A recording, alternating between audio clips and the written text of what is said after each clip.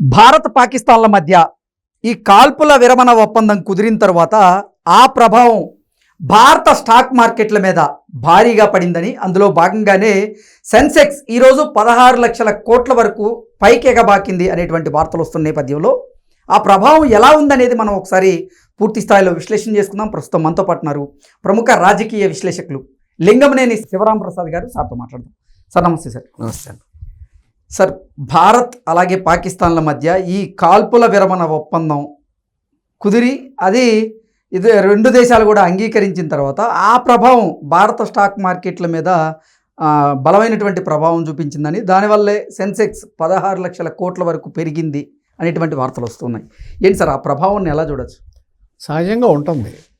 ఎందుకంటే మీకు stock market కానీ ఇది పెరగాలంటే ఆ దేశంలో పరిస్థితులు బాగుండాలి, ఆర్థిక పరిస్థితి బాగుండాలి, అలాగే శాంతి భద్రతలు బాగుండాలి, దేశం మీద ఎక్కువ ఖర్చులు కూడా లేవు అనేది రావాలి. ఇప్పుడు ఒక చోట వార్ వచ్చిందనుకోండి, ఏముంటుంది, విపరీతమైన ఖర్చు అవుతుంది. ఇప్పుడు పాకిస్తాన్ లెక్కేసుకుంటే వార్ జరిగితే 2 లక్షల కోట్లు ఖర్చు అవుతుంది అంటున్నారు. మనకు కూడా అవుతుంది కదా. ఆ 2 లక్షల కోట్లు ఖర్చు అవుతుంది. తర్వాత దేశంలో కొంత అన్రెస్ట్ క్రియేట్ అవుతుంది, ఉత్పత్తులు తగ్గిపోతాయి.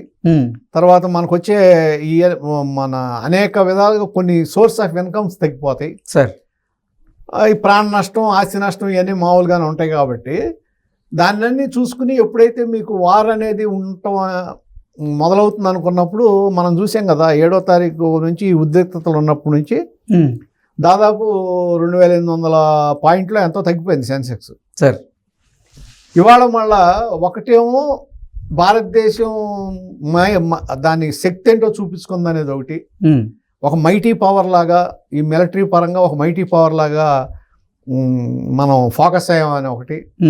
రెండోది, అనవసర ఖర్చులన్నీ, యుద్ధపు ఖర్చులన్నీ తగ్గిపోయి. మూడోది ఏంటంటే శాంతి భద్రతలో ఇక నెలకొల్పుతారు, అన్నీ మామూలుగా సజావుగా జరిగిపోతాయి. ఈ పరిస్థితికి తోడు ఇవాళ ఆత్మనిర్భర్ భారత్ కింద మోడీ గారు గత 4-5 ఏళ్ల నుంచి చేస్తున్న దాంట్లో ఈ రక్షణ వ్యవస్థకు సంబంధించిన ఆయుధాలని అమ్మే పరిస్థితి కూడా వచ్చాం మనం. డిఆర్డిఓ అలాగే సంయుక్తంగా తయారు చేయటం, అమ్మటం. దీంట్లో ఇవాళ మనం తయారు చేసిన ఆయుధాలు ఎంత శక్తివంతమయ్యో ప్రూవ్ అయినాయి. బ్రహ్మోస్ పూర్తిగా ఇండియాదే. తర్వాత ఆకాష్, ఇది సర్ఫేస్ టు ఎయిర్ మిసైల్స్ కానీ, లేకపోతే ఈ ఐరన్ డోమ్ కానీ, ఎయిర్, ఇవన్నీ మనకి మన శక్తియుక్తులేంటో, రక్షణ పరంగా మన ఇదేంటో చూపించగలిగింది. ఇప్పుడు రేపు ఇండియాకి ఆ డిమాండ్ వస్తుంది. రేపు మన యొక్క ఆయుధాలకి డిమాండ్ వస్తుంది అంతర్జాతీయ మార్కెట్ ఖచ్చితంగా వస్తుంది. దాంట్లో ఏం అనుమానం లేదు, 100%. ఎందుకంటే మన S-400 రష్యాదైనా, సార్ పూర్తిగా రష్యాది కాదు అది. దాన్ని మన వాళ్ళు ఇంప్రూవైజ్ చేశారు. అవును. దాంట్లో ఆకాష్ మిసైల్స్ని కలిపారు దాంట్లో. అవును. అలాగే ఈ బ్రహ్మోస్లో కూడా ఇవాళ సూపర్ సానిక్ కూడా వస్తుంది. అవును సార్, అది కూడా డెవలప్ చేస్తున్నారు. అంటే స్టెల్త్ బ్రహ్మోస్, అంటే రాడార్స్ కూడా దొరకదు, అది కూడా డెవలప్ చేస్తున్నారు. అది కూడా ఆటోమేటిక్గా ఇక ఒక దాంట్లో సక్సెస్ అయిన తర్వాత ఆ దారిలో మన సైంటిస్టులు సాధించగలరు. అవును. బ్రహ్మోస్ శక్తి ఏంటో చూపించారు ఇప్పుడు. అంటే దీనికోసం ప్రపంచంలో ప్రతి దేశం కూడా ఎదురు చూస్తుంది. మనం ఎలాగనేది, ఇప్పుడు అమెరికా ఉంది, ఇప్పుడు ఆ F-16 ఇవి లాక్హీడ్ మార్టిన్ తయారు చేస్తుంది.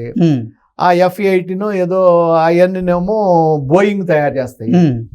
ఇప్పుడు ఈ రఫేల్ యుద్ధ విమానాలని మనం కొన్నాం సార్ ఫ్రాన్స్ నుంచి, అది దసో ఏవియేషన్ చేస్తారు.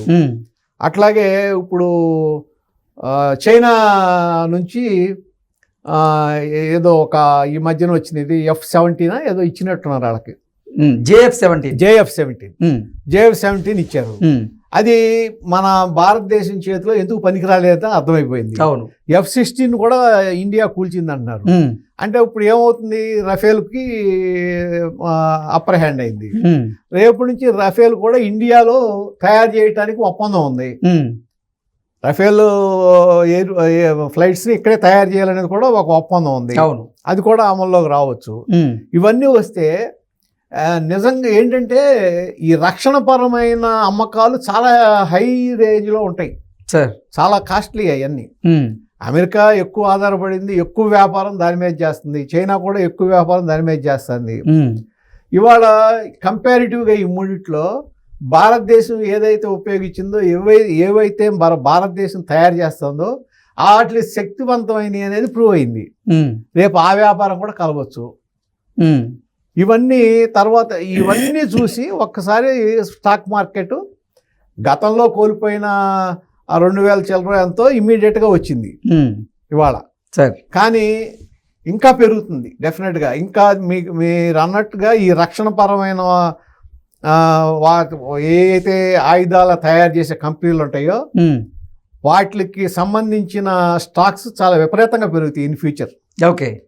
ఎందుకంటే దాన్ని పట్టపగ్గాలు ఉండవు దానికి. ఒక విధంగా ఇది ఇండియా సక్సెస్ అయినట్టు. దీంట్లో ఆ ఆయుధాలు మనం గనక అమ్ముకోగలిగితే అంటే అంతర్జాతీయ మార్కెట్ లో మంచి డిమాండ్ ఉండేటువంటి అవకాశం అయితే ఉంది, డెఫినెట్ గా ఉంది. అదంతా మనకి ఎడిషనల్ ఇన్కమే. పైగా ఏంటి, ఇంతకుముందు మనం ప్రతిదీ విదేశాల నుంచి కొనుక్కునేవాళ్ళం. ఇప్పుడు కొనుక్కునే పని లేకుండా కొంత మనం మన దేశంలోనే తయారు చేయగలుగుతున్నాం సార్. అది కూడా చీప్గా. ఇప్పుడు బ్రహ్మోస్ క్షిపణి మొత్తం ఖరీదు ఎంత? 34 కోట్లు. 34 కోట్లతో అది క్రియేట్ చేసిన డిస్ట్రక్షన్ ఎంత? ఒక ఎయిర్ బేస్ మొత్తం పోయిందంటే అది కనీసం 1000 కోట్లు ఉంటుంది. అవును, 700 కోట్లు మిలిటరీ ఎయిర్ బేస్ అంటే మామూలు కాదు కదా. అంటే భారత్ అమ్ముల పొదలోంచి తీసినటువంటి ఈ 34 కోట్ల ఖరీదు కలిగినటువంటి బ్రహ్మోస్ వల్ల పాకిస్తాన్ ఎయిర్ బేస్ అంటే 800 కోట్లకు పైగా విలువ చేసేటువంటి ఎయిర్ బేస్ దగ్ధమైందంటే అసలు ఆ ప్రభావం చూడండి. ప్రభావం అది అక్కడ మనం సక్సెస్ అయింది అక్కడ. సరే, వాళ్ళు భయపడింది కూడా అక్కడే. ఇది నార్మల్ వార్ కాదు, టెక్నికల్ వార్. టెక్నికల్ వార్లో ఇండియా 100% అప్పర్ హ్యాండ్ సాధించింది పాకిస్తాన్ మీద. పాకిస్తాన్ మీద సాధించిందంటే చైనా మీద సాధించినట్టే. ఎందుకంటే వాళ్ళు వాడిని అన్ని చైనాయే, అన్ని తుస్సుమన్నాయి అన్ని. ఇది కూడా మిసైల్స్ కూడా వాళ్ళయ్యే వాడారు. ఎగ్జాక్ట్లీ. PL-15 ఏదో అన్నారు. ఈ తర్వాత ఇంకొక కంట్రీ ఏదో ఉంది, ఏదో తుర్కిస్తాన్. వాటి నుంచి వాటిని అసలు మనతో కంపేర్ చేయక్కర్లా. అవన్నీ నథింగ్ బిఫోర్ ఇండియా సార్. వాటిని మనం అసలు కన్సిడర్ చేయక్కర్లా. చైనా కన్సిడర్ చేయాలి. ఎగ్జాక్ట్. ఎందుకంటే కానీ చైనా కూడా పనిచేయలేదు కదా మన దగ్గర. 400 పైన మీరు డ్రోన్స్ ను వదిలారు, 8 మిసైల్స్ వదిలారు. ఇప్పుడు ఫతా-2 బాలిస్టిక్ మిసైల్ వాడారు.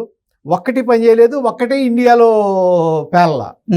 అన్నింటినీ నిర్వీర్యం చేయగలిగారు. అంటే మన వ్యవస్థ, రక్షణ వ్యవస్థ ఎంత పటిష్టంగా ఉందనేది అర్థమైపోతుంది కదా. అంటే ఎంత ఇదిగా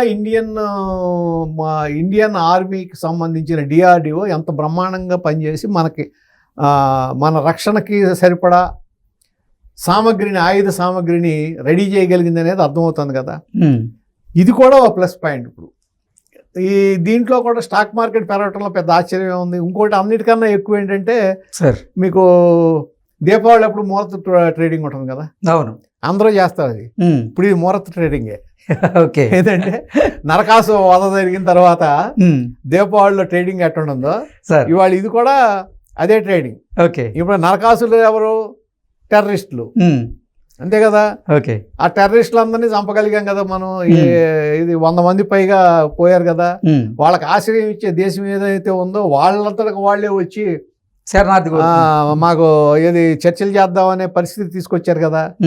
మరి ఆ గర్వం కూడా ప్రతి ఇండియన్లో ఉంటుంది, ప్రతి భారతీయుల్లో ఆ గర్వం కూడా ఉంటుంది కదా సార్.